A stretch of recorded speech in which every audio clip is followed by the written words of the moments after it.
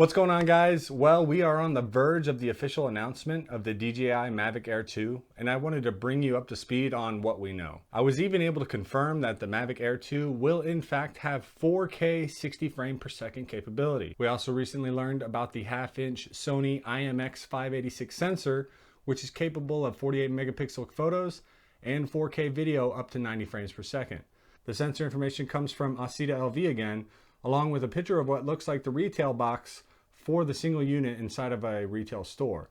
This might suggest that retailers will already have them in stock, ready to begin selling, which I believe will be in the next week or two at most. The Sony sensor is very capable, known for its low light performance, an area where most drones are lacking. The resolution is lowered in low light to 12 megapixels, but the result is a very low noise image. Over the weekend, the Best Buy Canada store posted a small snippet of what is to come. I was able to grab a screenshot which confirms 4K 60 frame per second capability with a 10-kilometer range and a 34-minute flight time. 60 frame per second was something that we hadn't been able to confirm yet, so this screenshot, along with the Sony IMX586 sensor leak, we can confirm 4K 60 frame per second. While lacking an adjustable aperture and only half the size of the Mavic 2 Pro sensor, it'll certainly be a contender for anyone looking at the Mavic 2 Pro, which lacks 4K 60 frame per second. We also seen more shots of the controller and the camera from the leaks. At this point, it is unclear if the controller will support a large tablet or an iPad, but I'm already working on my own design to accommodate an iPad Pro, which will be available on Miss Chrisy Co once I finish testing.